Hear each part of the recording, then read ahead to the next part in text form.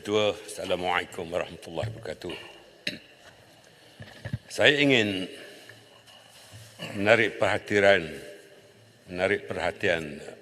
Datuk Yang Bertua dan Yang Berhormat ahli-ahli parlimen di Dewan Yang Mulia ini mengenai situasi semasa konflik Palestin-Israel. Pada hari Sabtu yang lalu, 7 Oktober, Yang Berhormat Tuan Di-Pertua, standing order, point of order. Baik, Yang Berhormat Ketua Baru. Yang Berhormat Tuan Di-Pertua, saya menyambut baik langkah pihak kerajaan menggunakan 14.1I penerangan menteri berhubung dengan isu konflik atau krisis di Gaza mengenai Palestin. Tetapi saya rasa adalah elok jika sekiranya penerangan menteri ini diberikan notis terlebih dahulu kepada pihak kami. To be on record, saya baru diberitahu oleh Setiausaha Dewan Rakyat sekejap tadi, beberapa minit, bahawa diperlukan 5 orang pembahas daripada pemangkang. This is not fair. Ini isu besar. Apa salahnya kita buat besok? Bagi peluang kepada kami untuk menyediakan bahan-bahan perbahasan. Jadi kalau dihabiskan di sini, nanti timbul pembangkang tak bercakap. Jadi tak bolehlah begitu. Saya rasa we caught by surprise. Be professional. Be professional. Ni usul besar ni, usul krisis di Gaza. Ya, saya harap kerajaan be fair. Kita menyanjung baik sikap kerajaan.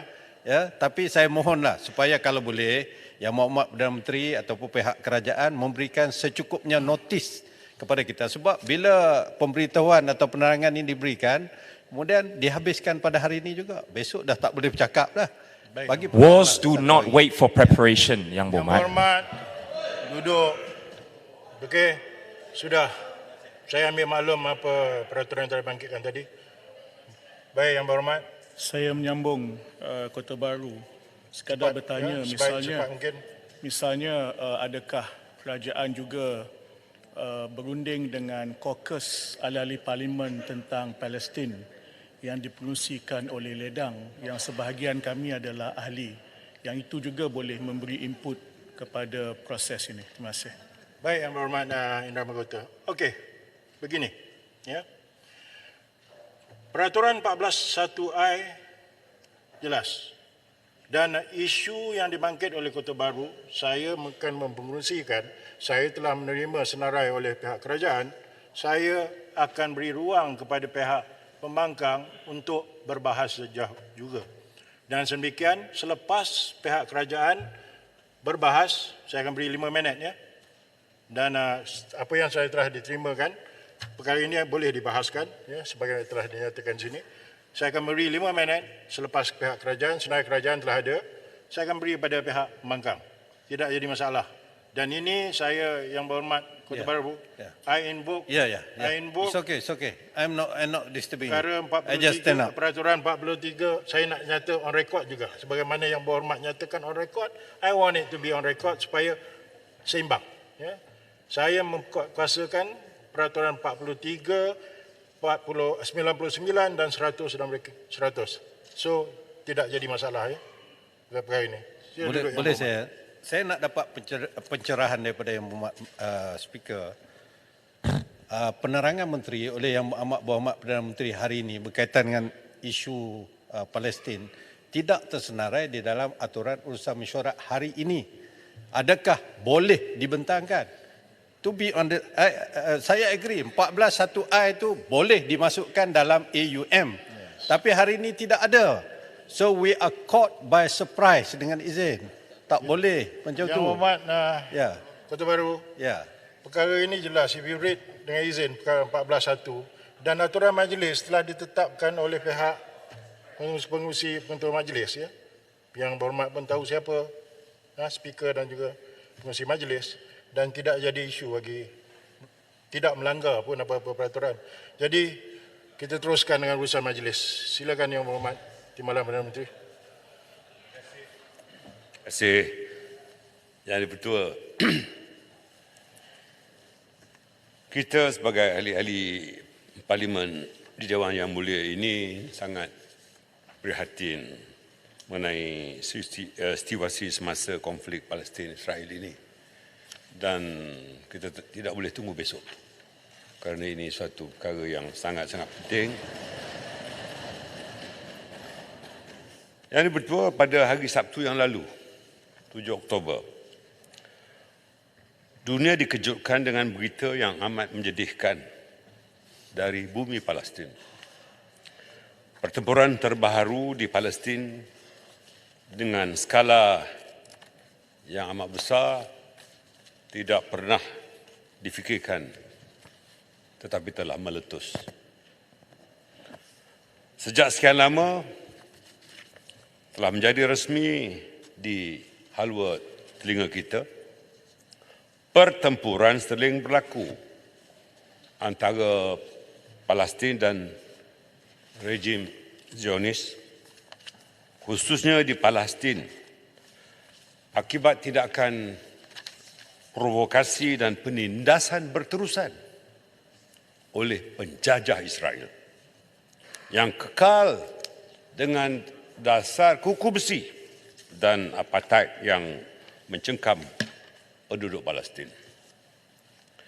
Ribuan saudara mara kita di Palestin telah gugur syahid, cedera dan ramai yang meringkuk di dalam penjara tanpa perbicaraan yang adil. Ibu bapa kehilangan anak, isteri diputuskan kasih sayang, suami dan anak-anak kecil hilang tempat bergantung. Sebagai negara yang bertunjang kepada prinsip-prinsip kemanusiaan dan keihsanan, sudah pasti Malaysia tidak menyokong apa juga gerakan atau tindakan yang kesannya akan menyebabkan kehilangan nyawa, khususnya orang awam yang tidak bersalah. Insiden terbaru di Palestin amat dahsyat dan mengakibatkan kehilangan nyawa yang besar di kedua-dua pihak, selain ribuan yang tercedera dan kerosakan harta benda yang teruk.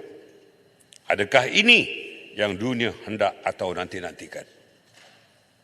Sebelum kita menuding jari kenapa pihak Palestin mengambil tindakan nekat Sabtu lalu, selamilah dahulu mengapa tindakan besar ini diambil. Yang dipertua, konflik di Palestin telah berlarutan sejak 75 tahun yang lalu. Selama ini rakyat Palestin telah menjadi mangsa kepada pendudukan haram Israel, penderitaan dan penindasan setiap hari oleh polisi kuku besi rejim Zionis. Tanah air sendiri dirampas tanpa belas ihsan dan pencerobohan yang berterusan ke atas Masjid Al-Aqsa. Jutaan warga Palestin telah diusir, tidak dapat kembali ke tanah air mereka sendiri dan perlu menumpang di negara-negara lain. Malangnya, masyarakat dunia khususnya pihak barat berterusan dengan sikap acuh tidak acuh, menutup sebelah mata, mungkin kedua mata, membenarkan kekejaman oleh rejim Israel tanpa sebarang tindakan punitif. Tindakan berat sebelah ini terus menimbulkan persoalan berhubung ketidakadilan di dalam penguasaan prinsip dan undang-undang antarabangsa. Kenapa ada dua pendekatan yang berbeza? Krisis Ukraine misalnya, pihak barat dengan secepat kilat memberi sokongan kepada Kiev. Malangnya, apabila melibatkan Palestin, ia tidak langsung diindahkan. Hatta mana-mana masyarakat yang sekian lama hidup dalam penindasan, kesengsaraan, kezaliman tanpa pembelaan sudah pasti ada tahap kesabarannya. Inilah yang terjadi di bumi Palestin selama ini. Tindakan provokasi dan penindasan ini semakin meruncing sejak rejim Israel didukung oleh parti berhaluan radikal menguasai Tel Aviv. Antaranya tindakan provokasi melampau seperti pencerobohan di dalam Masjid Al-Aqsa dan kawasan sekitarnya semasa pengunjung beragama Islam maupun Kristian sedang mengerjakan ibadah masing-masing. Sikap Israel ini jelas membuktikan bahawa mereka bertindak menyerang sesuka hati tanpa mengira kesucian agama lain. Rentetan daripada kemarahan yang tidak dapat dibendung sudah pasti menjadi lumrah manusia dan telah dibuktikan dalam sejarah peradaban dunia. Golongan yang teraniaya ini pasti akan bangkit mempertahankan hak mereka yang telah dicorak-carikan. Yang kedua, pendirian dan dasar luar negara oleh kerajaan Malaysia. Dalam konflik Palestin-Israel ini adalah jelas dan tidak pernah berubah. Perjuangan membebaskan tanah dan hak Palestin akan tetap menjadi salah satu tunjang keutamaan dasar luar kerajaan Malaysia. Malaysia kekal berpendirian bahawa rakyat Palestin perlu dikembalikan hak mutlak bebas daripada pendudukan haram Israel. Hak dikembalikan tanah yang telah dirampas oleh Israel dan hak membentuk sebuah negara Palestin yang merdeka dan berdaulat dengan Baitul Maqdis Timur sebagai ibu negara mesti terus diperjuangkan oleh negara dan rakyat Malaysia. Pendirian lantang dan tegas Malaysia telah kerap kali dinyatakan secara jelas dan terang di setiap lapangan. Keadaan dan masa telah memperlihatkan perkara ini. Ini termasuk pendirian kita. Siapa pun yang menjadi Perdana Menteri Malaysia, sama ada dulu di sebelah sana atau di sebelah sini, kita tetap berpendirian jelas.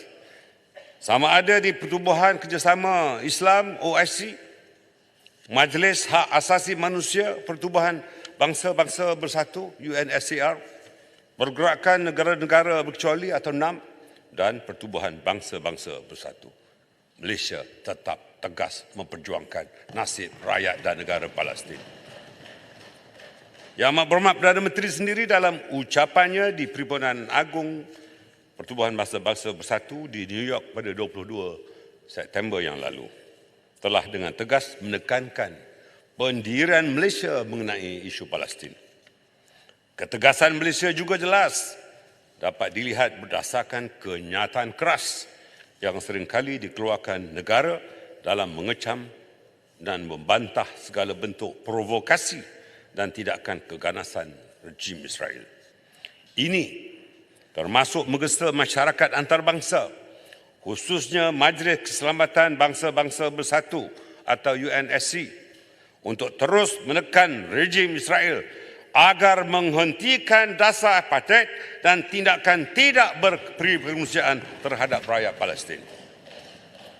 Malaysia malah turut menyertai beberapa negara lain dalam mengemukakan kenyataan bertulis kepada Mahkamah Keadilan Antarabangsa atau ICJ pada 25 Julai tahun ini mengenai pendudukan, penempatan haram dan pengilhakan atau pengambil alihan wilayah tanpa kebenaran yang berpanjangan ke atas wilayah Palestin sejak 1967. Malaysia terbuka dan akan terus menyokong segala usaha konkret dan realistik untuk mencari jalan penyelesaian yang adil dan berkekalan terhadap konflik Palestin-Israel ini. Penyelesaian ini hendaklah berdasarkan peruntukan undang-undang, khususnya undang-undang antarabangsa dan resolusi Majlis Keselamatan PBB serta memenuhi teras-teras yang telah saya kemukakan tadi. Ia juga termasuk memberi sokongan terhadap keabsahan rakyat Palestin membentuk sebuah negara yang bebas dari pencerobohan Israel yang berterusan dalam meluaskan penempatan Yahudi di tebing barat. Sokongan tidak berbelah bagi negara kita dan rakyat kita amat jelas dan merentasi segala aspek baik dari segi politik, ekonomi dan penyaluran bantuan kewangan. Pembangunan kapasiti termasuk pembangunan semula infrastruktur. Sumbangan dan bantuan ini disalur dengan pelbagai cara sama ada secara dua hala, serantau atau pelbagai hala. Alhamdulillah, setakat ini bantuan kita bagi membantu rakyat Palestin tidak pernah terhenti. Selain daripada bantuan kerajaan, kita juga turut membantu menyalurkan sumbangan kemanusiaan daripada dana yang dikumpul dari sumbangan awam. Ia dilaksana melalui akaun amanah kemanusiaan rakyat Palestin atau AAKRP yang dikendalikan oleh Kementerian Luar Negeri. NGO-NGO yang berhasrat untuk membantu rakyat Palestin bolehlah menggunakan saluran ini. Yang Dipertua, saya sesungguhnya amat berterima kasih atas sokongan berterusan dan keprihatinan daripada setiap ahli yang berhormat di Dewan Yang Mulia ini mengenai isu Palestin. Di Dewan Yang Mulia ini seringkali wujud percanggahan dan perbalahan antara kita mengenai pelbagai isu antara pihak kerajaan dan pihak pembangkang. Namun, tak kala timbul isu Palestin, pasti Dewan Yang Mulia ini bergegar dengan suara keramat kesemua ahli-ahli Dewan menzahirkan solidariti bersama kita untuk menyokong Palestin. Kita menjadi satu, senada dan sehati sejiwa menyokong perjuangan dan hak rakyat Palestin atas dasar kemanusiaan. Atas semangat perpaduan dan solidariti rakyat Malaysia dan berdasarkan prinsip-prinsip Malaysia Madani seperti kemampanan, kesejahteraan, hormat dan ihsan, saya memohon ahli-ahli yang berhormat semua untuk menyokong sepenuhnya ketetapan seperti berikut. 1. Malaysia amat bimbang dengan ketegangan yang semakin memuncak di bumi Palestin yang telah melihat ribuan nyawa melayang termasuk orang awam yang tidak berdosa, bilangan kecederaan yang semakin meningkat mendadak dan kerosakan harta benda yang amat besar. Kedua, Majlis Keselamatan Pertubuhan Bangsa-Bangsa Bersatu perlu mengambil tindakan segera untuk menggesa semua pihak menghentikan segala tindakan keganasan dan pertempuran demi menghormati dan melindungi nyawa orang-orang awam di Palestin. Ketiga, masyarakat antarabangsa hendaklah meningkatkan tekanan ke atas semua pihak untuk mengambil tindakan segera menghentikan pertempuran demi keamanan dan kestabilan serantau. Dan keempat, rakyat Palestin perlu dikembalikan hak mutlak bebas daripada pendudukan haram Israel. Hak dikembalikan tanah yang telah dirampas oleh Israel dan hak membentuk sebuah negara Palestin yang merdeka dan berdaulat dan dengan Baitul Maqdis Timur sebagai ibu negara. Yang Dipertua, Malaysia berpendirian teguh bahawa setiap konflik boleh diselesaikan di atas meja rundingan. Malaysia percaya bahawa satu hari nanti dengan izin Allah Subhanahu Wa Taala, insya-Allah Palestin akan dibebaskan dari cengkaman rejim Zionis dan akan mendapat semula hak-hak mereka yang diperjuangkan selama ini.